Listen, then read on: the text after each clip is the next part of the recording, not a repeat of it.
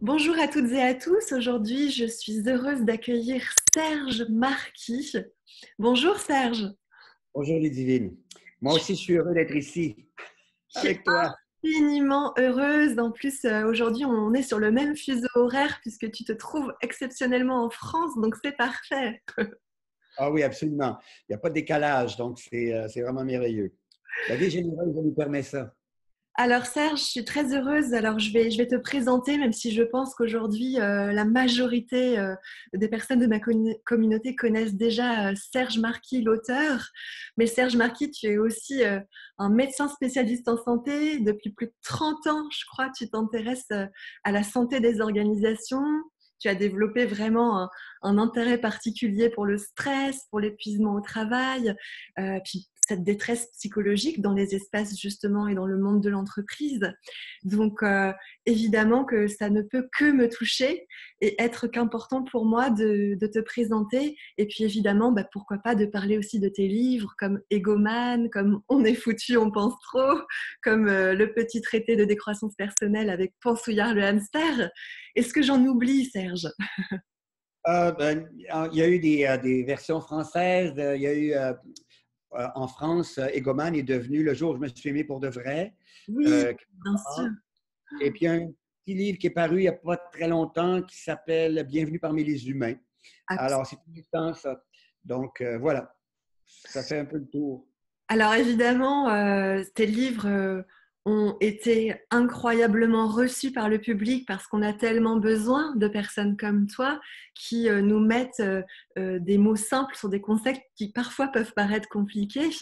Et donc c'est vraiment, vraiment un pur bonheur de pouvoir échanger avec toi aujourd'hui et que tu nous partages aussi peut-être ton expérience, ta vision du leadership, puisque cette série d'interviews s'appelle le leadership et vous. Alors, la première question que j'ai envie de te poser, Serge, c'est quoi le leadership pour toi? Ah, il commence à l'intérieur de soi, hein, le leadership. On ne peut pas être un leader nulle part autour de soi. On ne peut pas rayonner s'il n'y a pas d'abord, j'ai envie de dire, une connaissance de soi. Je retourne toujours à Socrate. Moi, cette phrase-là, je la répète sans arrêt maintenant. Connais-toi toi-même. Là. Prononcée il y a quelques milliers d'années, en plusieurs siècles, 2000, quelques années. Cette phrase-là est à la base même du leadership. Un leader qui ne se connaîtrait pas ne pourrait pas vraiment être un leader, à mon avis. Parce qu'il pourrait être, et c'est le sujet de plusieurs choses dont je parle depuis des années maintenant qui m'habitent parce que c'est à l'origine de la souffrance humaine, il pourrait être complètement happé par son ego. Parce Mm. que se connaître soi-même, c'est faire la distinction entre l'ego et l'être. Ou pour le reprendre avec les mots de cette merveilleuse psychologue française que je cite partout depuis des années, qui s'appelle Marie de Hennezel. Elle a dit, il faut découvrir en nous ce qui ne vieillit jamais. C'est une merveilleuse phrase, à mes yeux, qui décrit l'essence même de ce que nous sommes. Parce que ce qui en nous ne vieillit jamais, c'est lié à l'être. La capacité d'être présent, par Mm. exemple, est quelque chose qui ne vieillit jamais. Un leader qui ne serait pas présent parce qu'il serait dans son ego ne pourrait pas être un bon leader. Un leader doit d'abord manifester son leadership, à mes yeux, par sa présence. Sa présence est au sens très, très large. Sa présence à ceux, à celles qui l'entourent, bien sûr. Évidemment, à ce qui se passe en lui ou en elle. Euh, et évidemment, j'ai envie de dire à ce à quoi... Parce que la question du leadership est liée à quelque chose qui guide, hein, qui amène, l'être humain a toujours eu besoin de leaders. Toujours. Depuis l'apparition de l'être humain sur la planète, il a toujours eu besoin de leaders. Toujours. De personnes qui sentaient, qui percevaient, qui voyaient, qui comprenaient, qui pouvaient partager ce qu'ils avaient vu, entendu, senti, compris et aider les personnes à aller dans des directions qui étaient les meilleures pour eux ou pour elles. Il y a une époque, c'était pour la survie, c'était pour Mm. survivre, c'était pour être dans un bien-être, je dirais, en harmonie avec l'environnement. Alors, le leader ou les leaders permettaient ça. Parce qu'il y a des gens qui voyaient moins bien, Bien sûr. qui sentaient moins bien les choses, qui comprenaient moins bien les choses. Et le leader qui voyait, sentait, comprenait tout ça pouvait permettre à des personnes d'aller vers ça, ce qui leur permettait de survivre et en même temps d'être bien ensemble. Oui, c'est ça. Souvent, en tout cas, j'utilise cette petite phrase qui est être leader de soi avant d'être leader des autres.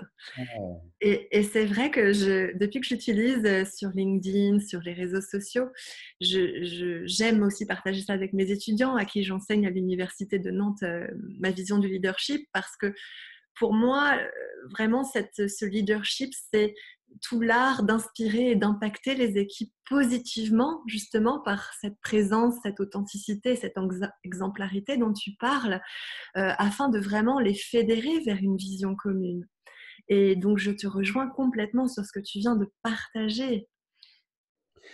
à mon avis, le plus grand obstacle euh, au leader et au leadership, c'est vraiment l'ego. Je le dis parce que les personnes qui vont m'entendre répéter, c'est les personnes qui m'ont entendu parler de ça, les personnes qui ont lu ce que j'ai écrit ont lu à ce sujet-là. Mais j'aimerais juste partager quelques instants pourquoi je me suis tellement intéressé à l'ego dans ma vie. Ah oui. J'aimerais partager ça parce que le grand défi de n'importe quel leader au cours de son existence, c'est d'être conscient de la présence de son ego Mm. qui peut devenir, je le répète, l'obstacle principal à un leadership rayonnant, leadership accompagnant, leadership au service de. Euh, L'ego, quand il s'empare de l'attention d'un être humain, lui fait perdre sa lucidité. Et la lucidité est une qualité essentielle au leadership, à mon avis. Connaissance de soi, leadership de soi, et lucidité. Connaissance de soi, je reviens donc à la question de l'ego et la raison pour laquelle je me suis tant intéressé, parce que ça fait 30 ans que j'accompagne des personnes qui souffrent dans leur travail. Mm. Des personnes qui arrivent dans mon bureau, à mon cabinet, comme vous le faites ici, en disant « je ne sais plus qui je suis, je ne sais plus où je vais ». Ça, ce sont deux phrases très importantes. Oui, c'est qui suis-je, où vais-je et que fais-je, souvent. Exact, Ou dans exact. quelle étagère aussi. Tout à fait. Et qui suis-je? C'est une question identitaire. Hein? Je ne sais plus qui je suis. C'est ça. Et je ne sais plus où je vais, c'est une question liée au sens. Je ne sais plus dans quelle direction je m'en vais. Et quand je regarde ces personnes, la première fois que je les rencontre, je me dis toujours, quand elles ont commencé à travailler, elles étaient habitées par une flamme, par la passion. Hein. Elles avaient choisi un emploi, elles avaient choisi un domaine dans lequel œuvrer, en pensant que leur potentiel, leurs ressources, leurs compétences pourraient être mises à profit, pourraient s'épanouir, se développer, tout ça. Et elles arrivent dans mon bureau, là, et la flamme est presque éteinte. La passion presque disparue. Même, j'ai envie de dire, la passion n'est plus là du tout. C'est même l'envers de la passion, c'est la perte d'intérêt, c'est la démotivation, c'est ça. Mm. Et quand je regarde ces personnes-là, et depuis 30 ans, j'ai développé une profonde inquiétude parce que je me dis, à quoi ça ressemble un enseignant ou une enseignante chez qui la flamme est presque éteinte dans les yeux de 30 bouts de chou qui le regardent ou qui la regardent? Tu sais? Absolument. Et à quoi ça ressemble un soignant, une soignante chez qui la flamme est presque éteinte dans les yeux d'une personne soignée? À quoi ça ressemble un leader chez qui la flamme est presque éteinte? Et j'ai vu beaucoup de managers dans mon bureau, parce que c'est vrai aussi chez le manager ou la manager, chez qui la flamme est presque éteinte. Et une grande question, c'est comment garder la flamme allumée? C'est ça. Et une des raisons pour lesquelles la flamme s'éteint, c'est l'omniprésence de ce fichu ego qu'on pense connaître Hein, on dit, ah, lui a un gros ego, elle a un gros ego. On pense qu'on sait de quoi on parle. Mais quand on s'arrête et qu'on se pose la question, mais qu'est-ce que c'est que l'ego? C'est pas évident de répondre à cette question-là. Oh non, ça demande parfois des années même. Tout à fait, tout à fait. Et pourtant, il y a une super belle histoire qui était racontée par Eckhart Tolle, qui a écrit Le pouvoir du moment présent. Il racontait l'histoire d'un homme qui marchait sur une route et qui arrive face à face avec un moine bouddhiste. Puis il lui dit, enfin, je veux savoir ce qu'est le bouddhisme, etc. Alors, il arrête le moine, puis il lui dit, pourriez-vous me dire ce que c'est le bouddhisme, s'il vous plaît? Puis là, il s'attend à une réponse qui va durer plusieurs heures. Et le moine lui dit, c'est simple, pas d'ego, pas de souffrance. Pas d'ego, pas de problème. C'est donc très important parce que de l'apaisement de l'ego va émerger la lucidité, va émerger la possibilité aux capacités qu'a le leader de s'exprimer, va émerger la possibilité qu'a la créativité du leader de s'exprimer.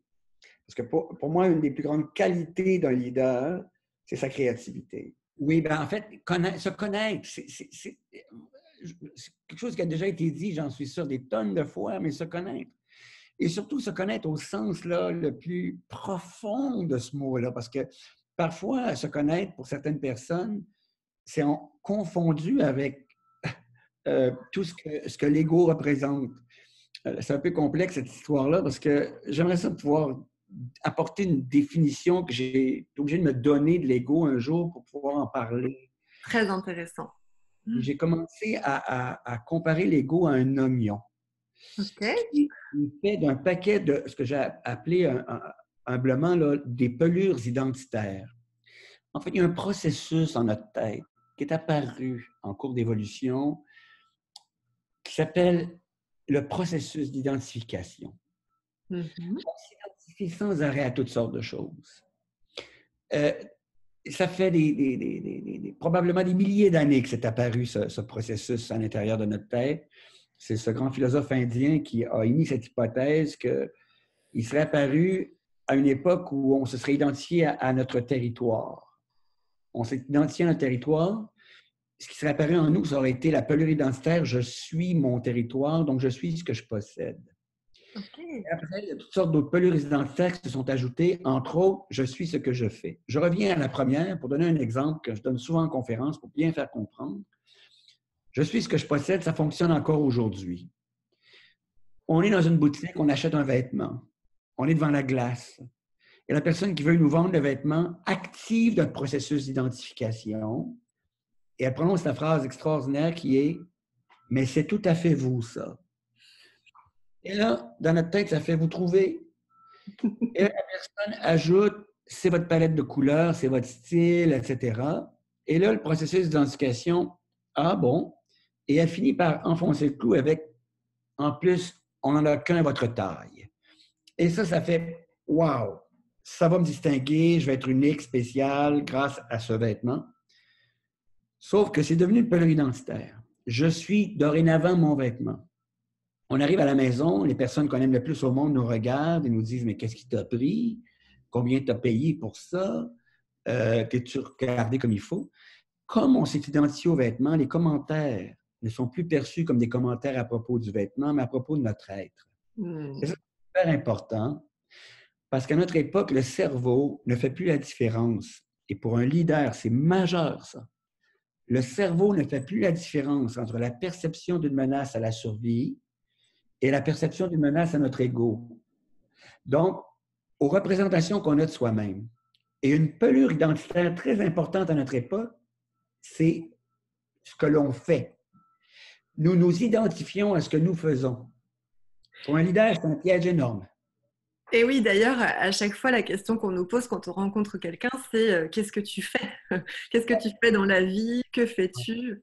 Absolument. Oui, et avec ça, on a l'impression qu'on connaît l'autre. Hein? Et le problème pour un leader, c'est que s'il est totalement identifié à ce qu'il fait ou à ce qu'elle fait, et qu'il y a des commentaires négatifs qui sont émis à propos de ce que la personne fait, des décisions qu'elle prend, des idées qu'elle amène, etc., ces commentaires peuvent être perçus non pas comme des commentaires à propos de ce qu'elle fait, mais à propos de son être. Et elle perd à ce moment-là ses assises, sa solidité la plus profonde qui est celle de son être, de ce qui en elle ne vieillit jamais. Je reviens à la phrase de Marie de Hennezel. Donc, à la capacité d'être présent ou présente. Donc, à écouter les commentaires dans ce qui pourrait enrichir les décisions prises, la vision qui pourrait s'élargir, etc. De les écouter dans un sens nourrissant plutôt que de les voir comme une menace qui génère immédiatement la réaction très, très primitive de stress, c'est-à-dire de lutte ou de fuite. Je vais me battre ou je vais m'en aller. Et évidemment, dans le cerveau du leader, là, ça peut être une fraction de seconde que ça apparaisse. Évidemment, c'est malheureux au niveau des conflits que ça génère avec les membres de l'équipe, les collègues, les personnes qui sont ailleurs dans la hiérarchie, si hiérarchie il y a, etc., plutôt qu'une collaboration. J'allais te dire, est-ce que le problème, c'est pas aussi toute cette culture de la compétition dans laquelle on nous plonge dès notre plus tendre enfance, en fait avec les notations, je le vois à l'université, les étudiants, ils sont tout le temps mis en compétition. C'est très, très tôt, hein, et c'est très, très difficile, ça, dans une société de la performance comme celle dans laquelle nous sommes, parce que nous sommes dans une société de la performance où l'ego a pris une place monumentale. Alors, j'ai tellement de choses à dire là-dessus. Il y a le philosophe montréalais Charles Taylor, qui est un philosophe dont j'admire énormément les travaux, disait qu'un des plus grands et des plus graves problèmes de la modernité, c'était la montée du narcissisme, la montée de l'individualisme. C'est hyper important, cette notion-là, parce que le leader, à mes yeux, est une personne qui rassemble, qui à la fois a une vision et en même temps rassemble les personnes et leur permet d'être elles-mêmes, leur permet d'offrir le meilleur de ce qu'elles ont, leur permet de se connaître aussi, leur permet de développer leur potentiel, leur capacité, leurs ressources. Quelqu'un qui assume un véritable leadership permet tout ça. Mais s'il est aux prises avec son ego, qui est constamment en train de vouloir être le meilleur dans une société de performance, celui qui gagne tout le temps, c'est bien évident qu'il ne sera plus en mesure d'avoir cette vision et d'être au service du développement du potentiel de toutes les ressources qu'il y a autour, parce qu'il va être au service uniquement du développement de son potentiel dans une société de compétition. Et très tôt, malheureusement, dans une société de la performance, on met les jeunes en compétition et on confond l'acte et l'être. C'est ça. Et ça, c'est terrible parce que très tôt, les enfants mesurent leur valeur à travers la performance et non pas à travers la découverte du simple développement de leur potentiel. C'est deux choses totalement différentes. On peut développer son potentiel sans même être en compétition. On peut être en compétition, mais sans non plus tomber dans le piège d'avoir l'impression de ne pas exister si on n'est pas le meilleur. C'est ça. De ne pas exister si on n'a pas eu la médaille d'or. Ça, c'est le piège de l'ego. Développer son potentiel, ça peut se faire dans un endroit où on est en train de créer sans être préoccupé par les commentaires ou le regard des autres, les jugements qui vont être portés sur ce qu'on est en train de mettre au monde. Si on est uniquement habité ou préoccupé par les critiques, les commentaires, les jugements qui vont être portés sur ce qu'on est en train de concevoir, de mettre au monde, on n'est plus présent à ce qu'on est en train de concevoir et de mettre au monde. C'est la même chose dans les relations qu'on a avec les gens qui nous entourent. Si on est uniquement en train de toujours évaluer le jugement que les personnes pourraient avoir sur même notre leadership, Oui, on n'est plus du tout attentif ou attentive ou présent au développement du potentiel des personnes qui nous entourent parce qu'on est dans une compétition au lieu d'être dans une collaboration. C'est un gros cliché de le dire, mais c'est ça. Il faut avoir apaisé le sentiment qu'on existe à travers la performance pour pouvoir exister à travers l'être que nous sommes. Je ne sais pas si je suis clair quand je dis ça. complètement, tu es très clair. Je parle beaucoup avec mes clients et mes clientes de remettre le savoir-être au service du savoir-faire. Parce qu'en fait, on est tellement dans le faire, justement, qu'on ne sait plus juste être nous-mêmes, être authentique, pour pouvoir ensuite redonner et redistribuer et impulser le changement dont on a tant besoin, notamment en entreprise. J'aime bien cette citation qui dit être un bon manager, c'est aimer les gens et s'intéresser à eux. Être un bon leader, c'est grandir pour pouvoir mieux faire grandir les autres. Et je pense que c'est ça aussi. C'est que quand on apprend à oser être, eh bien, on grandit. Et du fait que l'on grandit, eh bien, on emmène les autres avec nous. On impulse ça chez les autres aussi, justement par l'exemplarité qui n'a même pas besoin d'être affichée, juste par le fait d'être. J'ai vu des leaders dans les organisations où j'ai travaillé qui étaient en poste, là, vraiment d'autorité formelle, etc., et qui, dans certains contextes, certaines circonstances, commençaient tout à coup à se sentir menacés par les idées de personnes qui les entouraient, par la créativité de personnes qui les entouraient, étaient tellement identifiés à leur poste de travail, là on est encore dans l'ego, la pluridentitaire, mon statut, le poste que j'occupe, qu'ils avaient peur de perdre ce poste-là en voyant les compétences des personnes qui les entouraient et qui, dans leur tête, pourraient éventuellement prendre leur poste à cause de ces compétences-là. Et devant cette situation, éteignaient les gens qui les entouraient, et c'est encore là ce que l'ego, malheureusement, C'est ça. produit, exact, éteignait, plutôt que de permettre à ce qui émergeait, là, de pousser, là, puis d'avoir un apport énorme à l'ensemble du système, à la communauté dans laquelle ces gens-là travaillaient. D'autre part, j'ai aussi vu certains leaders, au lieu d'éteindre les idées, se les approprier, les faire leur, plutôt que de permettre à la personne de véhiculer elle-même ce qu'elle avait comme idée, créativité, vision. Et à ce moment-là, c'était effrayant parce que ça créait des tensions terribles au sein de l'organisation. Il y a des gens qui avaient à ce moment-là, à cause de leur propre ego peut-être, mais peur d'émettre leurs idées, peur d'apporter leur contribution, de se faire voler, entre guillemets, ce que leur créativité leur avait permis de développer, et se taisaient, ne contribuaient plus. Alors, c'est pour ça que je dis que le leader, une des premières choses qu'il a à faire, c'est de se connaître pour apaiser son ego, sa peur de disparaître devant l'intelligence des autres, devant l'intelligence collective, euh, et connecter complètement avec ce qui en lui ne vieillit jamais, sa capacité d'être présent, sa capacité de s'émerveiller, même devant les idées des collaborateurs, des collaboratrices, sa capacité de savourer ça, sa capacité de créer, et connecter là-dessus pour permettre tout ce qui est autour de lui comme potentiel d'émerger. Pour moi, un leader, c'est du seul fait qu'il soit. Bon, il y a le leader formel, puis il y a les leaders aussi qui deviennent des leaders sans être dans un poste. Il y a ça aussi, là.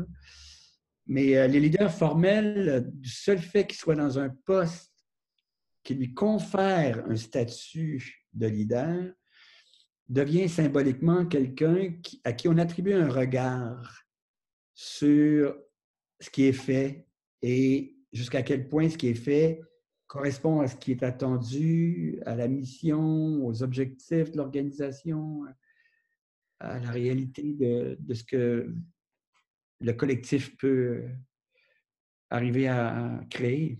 Oui, j'en parlais d'ailleurs dans ma dernière conférence que j'ai donnée la semaine dernière, où je disais que derrière tous ces titres et derrière toutes ces couches identitaires, ce que toi tu appelles les pelures avec l'image de l'oignon, là, eh bien, il y a un être humain.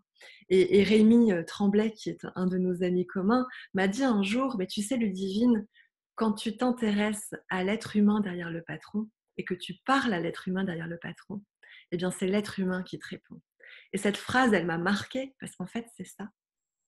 C'est ça. C'est qu'en fait, on peut être de très bons leaders, de très bons patrons pour ceux qui le sont. Mais c'est vrai que je suis d'accord avec toi. Pour moi, il y a des gens qui n'ont pas de titre, mais qui sont des leaders naturellement, hein, d'ailleurs, par leur présence, par leur exemplarité, par leur dynamisme, leur enthousiasme à faire bouger les lignes. Et pour le coup, on oublie en fait qu'on est tous et toutes des êtres humains. Ah, tout à fait. Et puis, je continuerai dans la lignée de ce que Rémi a dit. Quand un patron se connaît vraiment et qu'il n'a plus peur, dont l'ego n'a plus peur de disparaître parce que quelqu'un a eu une meilleure idée, quelqu'un a posé un geste qui, lui, n'a pas posé, mais qui a permis l'avancement d'un projet, peu importe. Quand ça, ce n'est plus présent, la peur est disparue, ça permet aussi au patron de voir l'être humain dans tous les employés. Parce que, et de s'adresser à l'être humain dans tous les employés. Dans la bouche des personnes que j'ai vues dans mon bureau depuis 30 ans, là, qui souffrent parce qu'elles ont perdu le sens de leur travail, puis elles ne savent plus qui elles sont. Dans la bouche de ces personnes-là, j'ai souvent entendu le mot reconnaissance.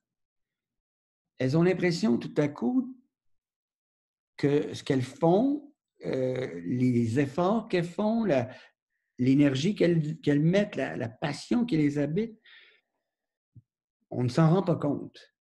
Bon, évidemment, ça peut aussi être lié à l'ego, mais ça peut être aussi le sentiment que le potentiel qui est là ne peut pas émerger. Comme si le jardinier ne pouvait pas arroser la plante, la désherber, etc. On voit ça à l'école, il y a des professeurs qui, au lieu de permettre au potentiel de s'exprimer chez un étudiant, parce qu'ils ont des croyances qui vont leur faire croire, je vais me reprendre, ils ont des croyances à l'effet qu'un étudiant ne peut pas produire une telle chose au stade où il est rendu, au lieu de permettre à ce potentiel, à cette qualité, à ce talent de s'exprimer, en l'arrosant comme une plante qui pousse. Là, mon analogie est gauche, là, malheureusement, mais c'est probablement pour permettre surtout à la vie de s'exprimer, mais elles vont l'étouffer. Alors, il y a des leaders qui, en apaisant leur peur, vont permettre à l'être, effectivement, de se manifester et ça va leur permettre de connecter complètement sur l'être qui est devant eux, l'être humain, sur le potentiel que cet être humain-là a, de le découvrir, d'être à la recherche de ce potentiel-là et d'être à la recherche de tout ce qui peut être mis en place pour que ce potentiel s'exprime, se développe. Et là, on n'est pas dans une dynamique de compétition, on n'est pas dans une dynamique de performance. On est dans une dynamique de mise au monde. C'est ça. Je dis souvent aux managers, aux entrepreneurs, aux chefs d'entreprise que j'accompagne qu'en fait, ils ont vraiment besoin de déjouer ces croyances limitantes. Et d'ailleurs, ils ont du courage parce que ce n'est pas tous les managers, tous les entrepreneurs qui ont l'audace, l'humilité aussi, de pouvoir se remettre en question et de pouvoir travailler sur toutes ces croyances limitantes qui nous accompagnent depuis parfois même notre plus tendre enfance. Et c'est vrai que quand je vois ces étudiants qui ont la vingtaine, là, avec qui j'ai le bonheur de travailler à l'université, eh bien, si ça peut démarrer dès là, quel bonheur de pouvoir leur impulser déjà cette possibilité, cette ouverture, ce champ des possibles, que parfois certains professeurs, je te rejoins, eh bien ne vont pas encourager en tout cas, mais parce que ce sont eux-mêmes des êtres humains, qu'ils ont leur propre conditionnement, leur propre peur. Donc, il y a des professeurs qui sont très bien, qui jouent très bien leur rôle, et il y a d'autres qui sont justement dans leur ego. Et ça demande beaucoup de courage d'oser aller chercher en soi la manière de changer, la manière d'évoluer, la manière de grandir, même quand on est professeur et même quand on enseigne. Ah, totalement, Là aussi, c'est encore connais-toi toi-même. C'est tout le temps ça. C'est tout le temps le jeu entre la place que prend l'ego puis l'opportunité qu'a l'être tout à coup de s'exprimer. Les croyances limitantes, tu utilisais cette expression tout à l'heure, là. Connais-toi toi-même, c'est aussi ça. C'est aussi partir à la découverte des croyances qui nous habitent. C'est ça. Est-ce que je me suis tellement identifié à mes croyances que je ne vois plus celles qui sont limitantes? Est-ce que je peux prendre un recul puis simplement, je suis habité par cette croyance-là.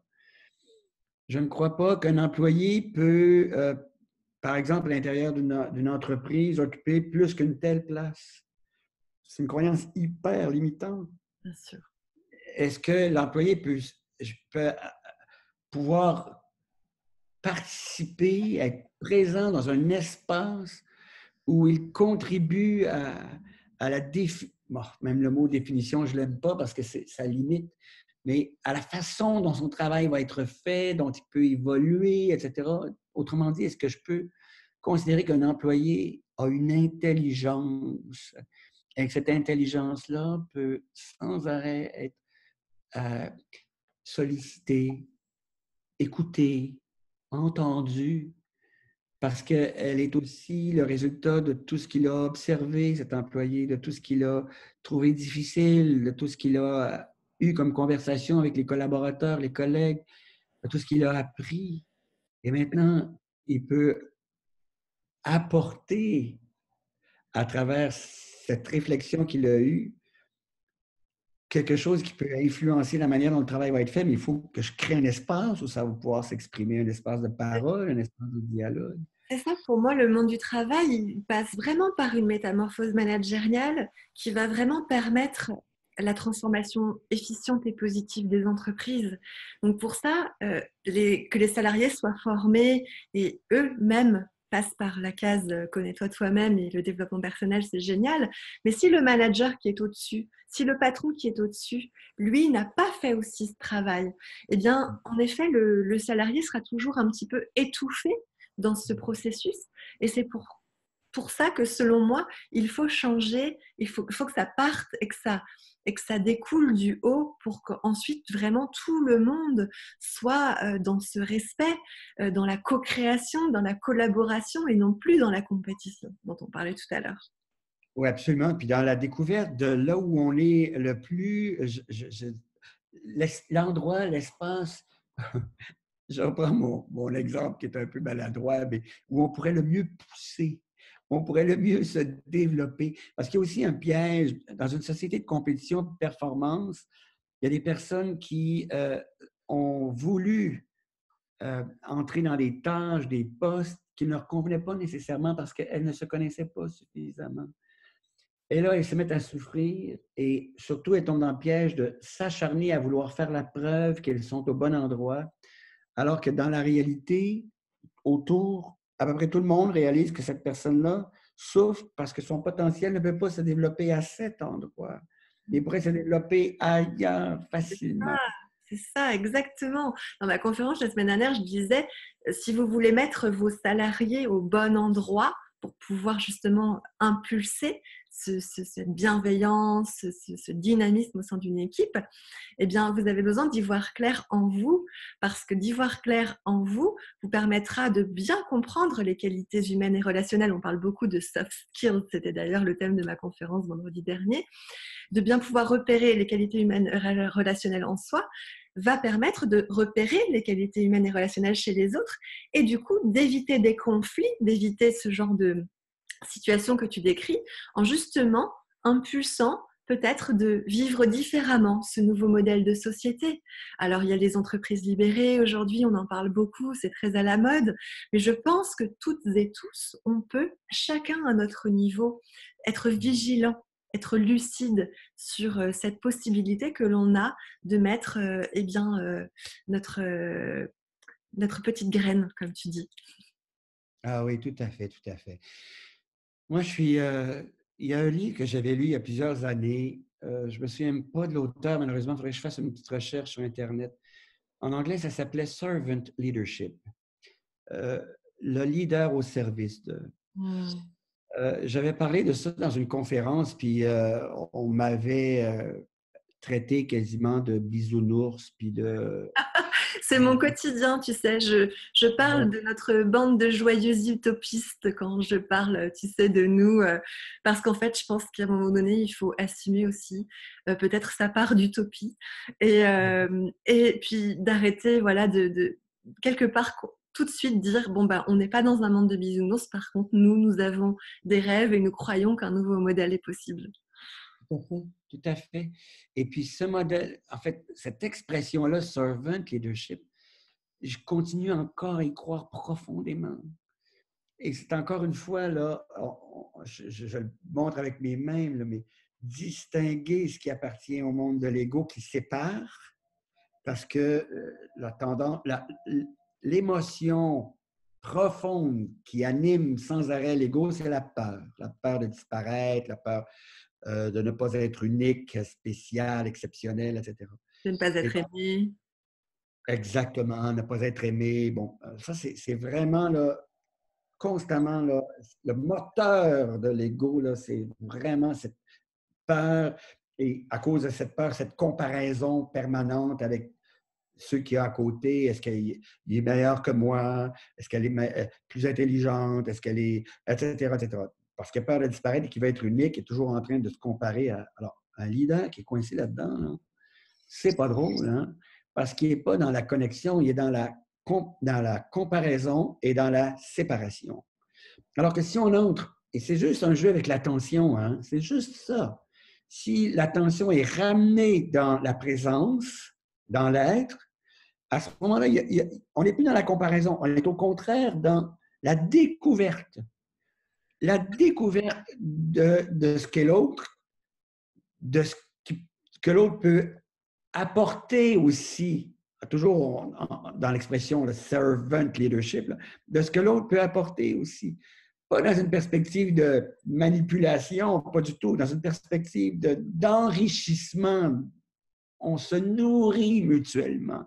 Il n'y a rien de plus stimulant que de sentir qu'on est en train de se nourrir mutuellement. Ah oui, tellement. On est dans un système qui épuise non seulement les hommes, mais aussi la planète, hein. Donc, je pense qu'il est urgent que ces prises de conscience soient à plus grande échelle. Et c'est vrai que c'est pour ça que déjouer ces croyances limitantes, comprendre ce qu'est l'ego, comprendre nos jeux de l'ego avec la compréhension des comportements humains, de leurs mécanismes, tout ça, ça fait partie notamment des coachings que j'aime en fait prodiguer avec les gens que j'accompagne parce que c'est tellement beau de voir la transformation ensuite quand quelqu'un lâche les armes. Oui, ah, tellement. Tu sais, je vais me permettre de parler de ça parce que je le fais en toute humilité, mais je veux reparler des croyances limitantes. Puis je vais me permettre d'en parler à travers le roman que j'ai écrit qui s'appelle Le jour où je me suis aimé pour de vrai, là, parce que c'est vraiment ce que ça Quel veut dire. merveilleux roman, je le conseille à tout le monde. J'en ai même imprimé une partie que j'ai sous mon ordinateur quand je travaille. C'est super gentil, mais tu sais, on m'a souvent dit à propos du roman, ouais, mais... et là, on entre dans les croyances limitantes, là. Ce n'est pas plausible qu'un enfant de 9 ans ait une telle maturité. Ben voilà ce qui est une croyance limitante. Et à ça, je réponds, je l'ai rencontré.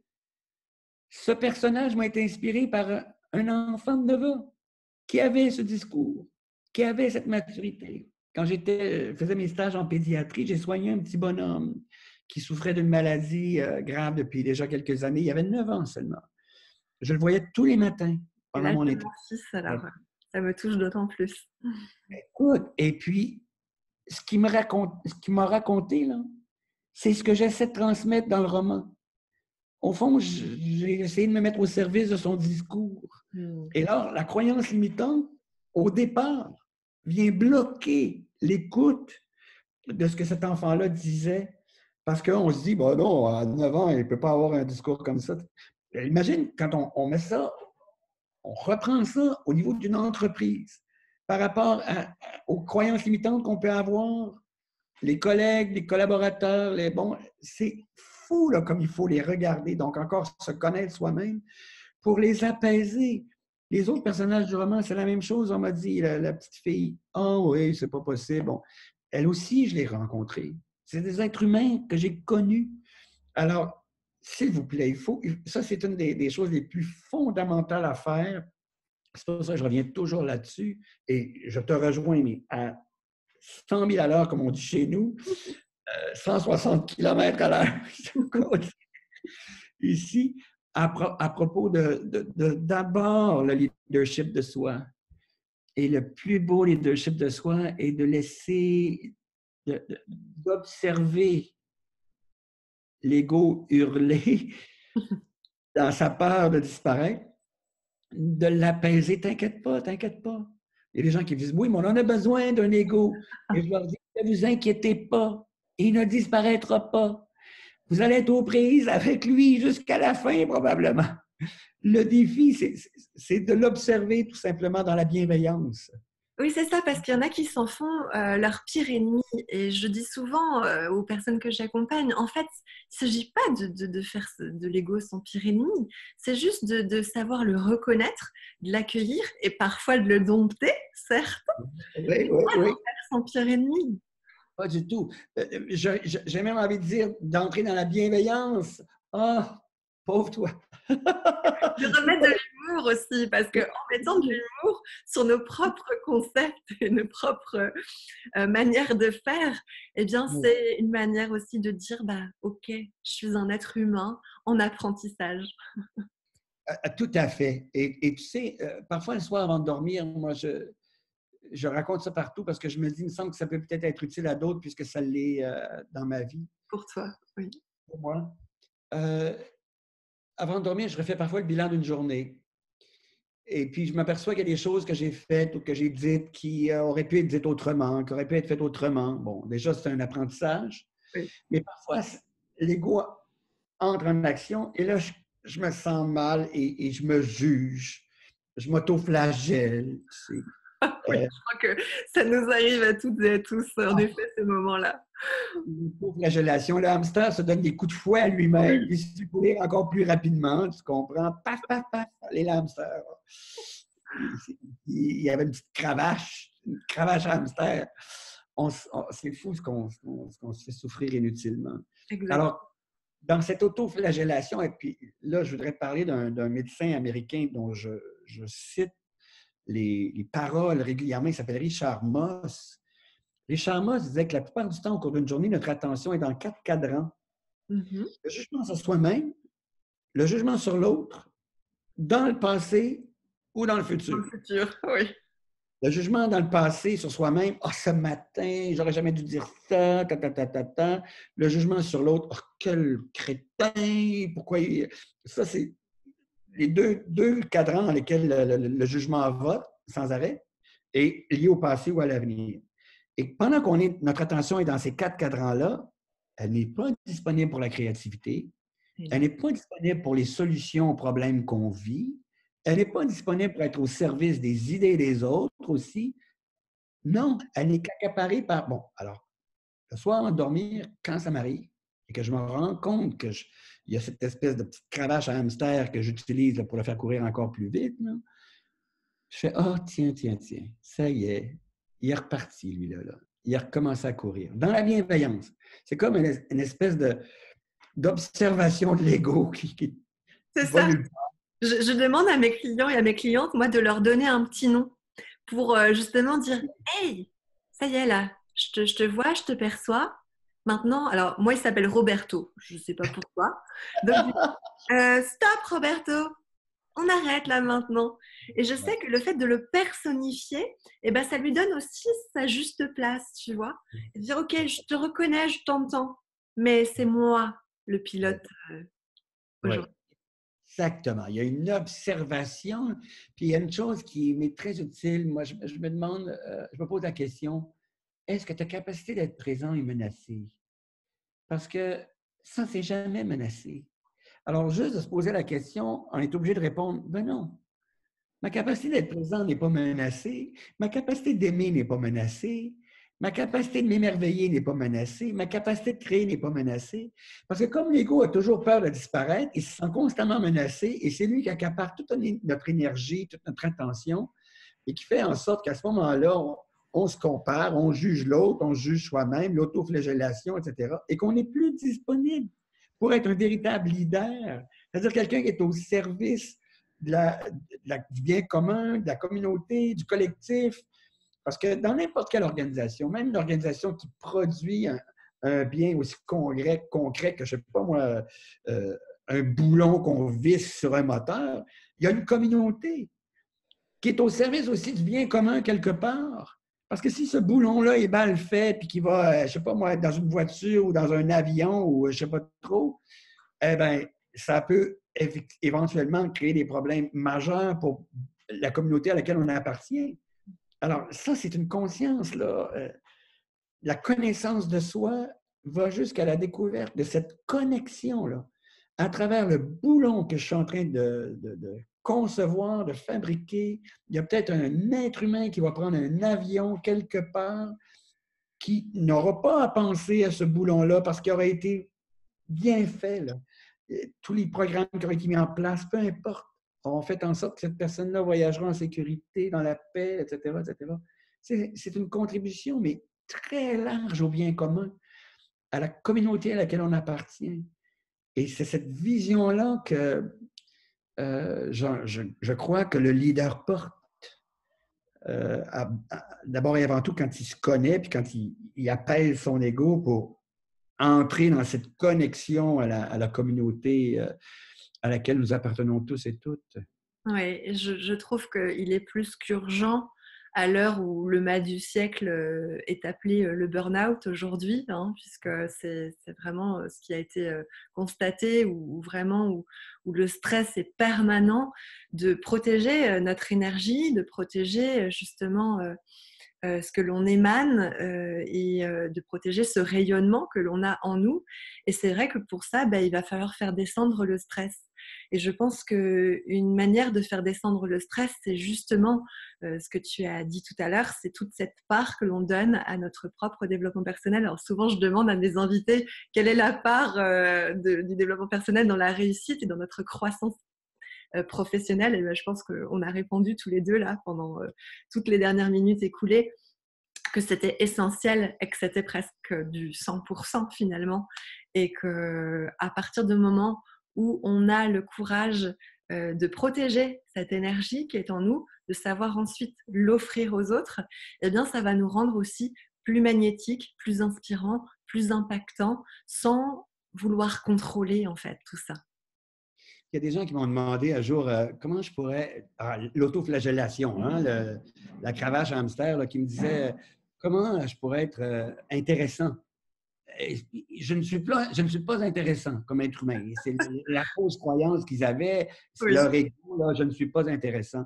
Et la réponse m'avait été donnée par un psychologue québécois, Jules Bureau, son nom est malheureusement décédé, qui avait dit un jour, si la meilleure façon de faire naître l'intérêt, c'est de s'intéresser.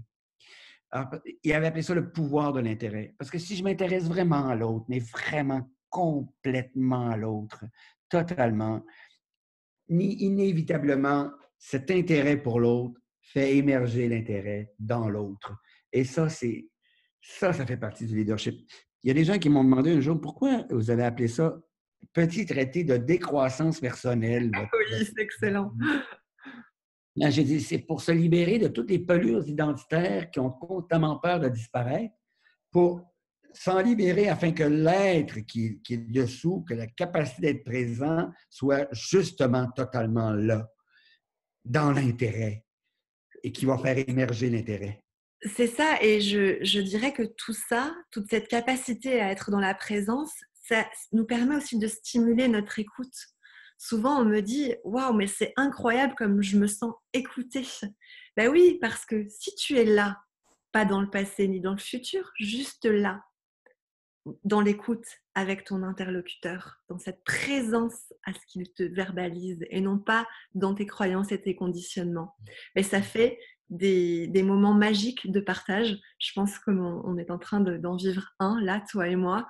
Et c'est ça, la magie que l'on peut aussi impulser dans le monde du travail, dans toutes nos relations. Et c'est ce qui améliorera vraiment la qualité de l'humain. Ah, écoute, c'est tellement beau. Richard Moss, le même médecin, là, disait un jour, quand j'écoute une autre personne, quand je l'écoute vraiment, je médite. Oui. Je trouvais ça magnifique. Parce que les gens qui lui disent ah, j'ai jamais le temps de méditer, etc. Au fond, ça aussi, c'est galvaudé comme concept. Parce que cet espace-là, on devrait l'appeler un espace d'entraînement du psychisme, une espèce d'espace de connaissance de soi. Mais la phrase de Richard Moss est extraordinaire. Quand j'écoute une autre personne, que je l'écoute vraiment, je médite. Il voulait dire que je peux me rendre compte tout à coup que j'ai cessé de l'écouter, que mon attention est accaparée par un jugement sur ce que l'autre est en train de dire ou par la phrase extraordinaire que je vais prononcer ou peu importe. Et je m'en rends compte et je ramène mon attention sur ce que l'autre est en train de dire. Donc, j'ai eu à observer où allait mon attention, qu'elle avait quitté l'autre et je peux la ramener à l'autre. Et c'est ça, la méditation. Oui, c'est ça. Finalement, méditer, c'est aussi faire taire ses agitations intérieures. Donc moi, là, quand je suis avec toi à t'écouter, je n'ai aucune agitation intérieure puisque je suis pleinement présente avec toi. Donc, il n'y a rien d'autre qui passe.